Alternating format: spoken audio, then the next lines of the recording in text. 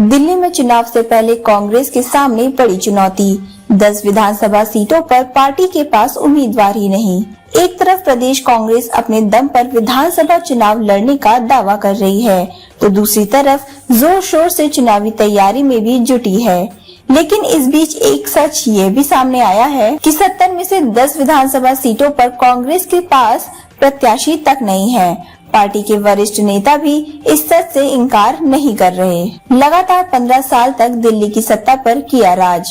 गौरतलब है कि 1998 से 2013 तक लगातार 15 साल राजधानी की सत्ता पर राज करने वाली कांग्रेस इसके बाद हाशिए पर जाती गई। 2013 के चुनाव में तो फिर भी कांग्रेस 8 सीटें जीत गई थी, लेकिन 2015 और 2020 के विधानसभा चुनाव में पार्टी का खाता तक नहीं खुला।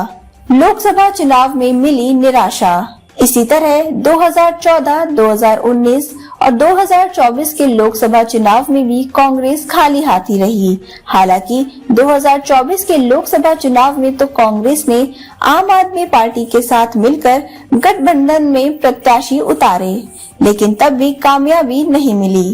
कांग्रेस के लिए सत्ता की राह फिलहाल आसान नहीं। फरवरी 2024 में प्रस्तावित विधानसभा चुनाव के लिए प्रदेश कांग्रेस अध्यक्ष देवेंद्र यादव लोकसभा चुनाव के तुरंत बाद घोषणा कर चुके हैं कि पार्टी किसी से कोई समझौता नहीं करेगी, सभी 70 सीटों पर अपने दम पर चुनाव लड़ेगी। लेकिन पार्टी सूत्रों के मुताबिक कांग्रेस के लिए सत्ता की राह फिलहाल इतनी भी आसान नहीं है। 10 सीटों पर कांग्रेस के पास कोई उम्मीदवार नहीं। पार्टी सूत्र बताते हैं कि आज की तारीख में 10 सीटों पर कांग्रेस के पास कोई उम्मीदवार नहीं है। कुछ सीटों पर उम्मीदवार हैं, लेकिन उनकी स्थिति बहुत मजबूत नहीं है। कुछ सीटों पर पूर्व विधायक ही फिर से ताल ठोक सकते हैं, किंतु सीट निकाल पाने की स्थिति नजर नहीं आ रही।